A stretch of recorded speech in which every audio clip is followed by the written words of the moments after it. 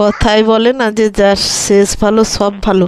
আজকে এরকমই একটা দিন, আমাদের শুরুটা খুব ভালোই ছিল কিন্তু শেষটা দেখুন, খুব মর্মান্তিক একটা ঘটনা।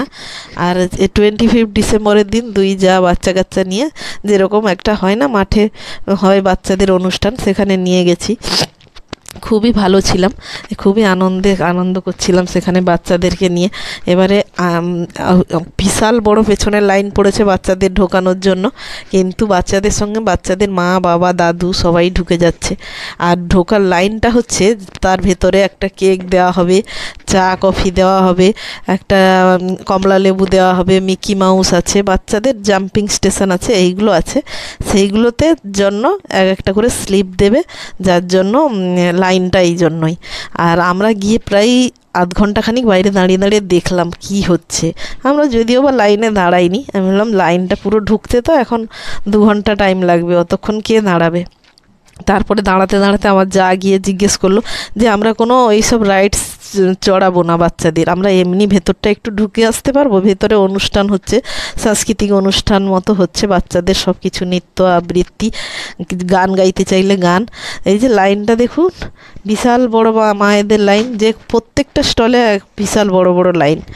তখন আমাদের বললো হ্যাঁ হ্যাঁ আপনারা, আমি বললাম আমরা আধ ঘন্টা দাঁড়িয়ে আছি, যদি জানতাম যে কোনো রাইডস না চাপলে আমাদের এমনি ঢুকিয়ে নেবে, তাহলে আমরা ঢুকেই পড়তাম, শুধু শুধু বাইরে বোকার মতো দাঁড়িয়েছিলাম।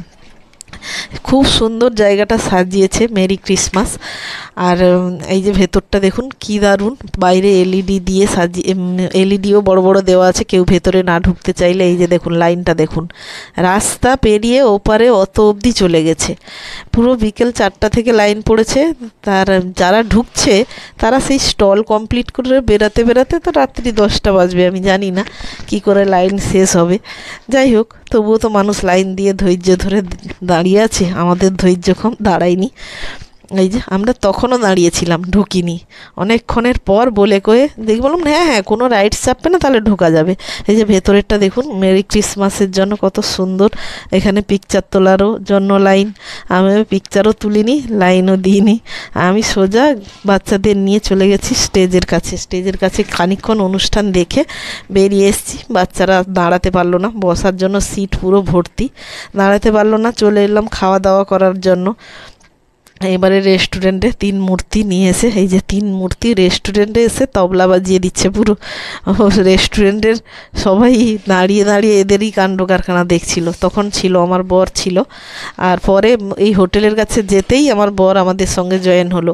ভেতরে আমরা একাই ছিলাম, দুই যা আর বাচ্চারা, আর সে বাইরে জয়েন হলো, কারণ রেস্টুরেন্টের বিলটা তো পে করতে হবে, এই জন্য তো তাকে নেওয়া। আর এই যে দিনটা কিন্তু খুব, এতদিন এই জন্য ভিডিওটা আপলোড করিনি, মনটা ভীষণ খারাপ ছিল, শেষ পরিণতিটা একটু ভালো ছিল না। নিয়েছিলাম বিরিয়ানি, ড্রাই চিলি চিকেন, আর এটাই নিয়েছিলাম, বিরিয়ানি নিয়েছিলাম আর ড্রাই চিলি চিকেন নিয়েছিলাম। বাচ্চারা তো খাবো খাবো বলে খুবই খায়, সেই খাই আমরা, দুটো বিরিয়ানি নিয়েছিলাম। এই যে বাড়িতে আসতে, বাড়ির সামনে দেখি কি এই ঘোরাফেরা করতো, এই কিনা মারা গেছে। এই তো লাল রঙের একটা কুকুর, সে ঘোরাফেরা করতো। তারপর থেকে মানে মনটা এতটাই খারাপ ছিল, সব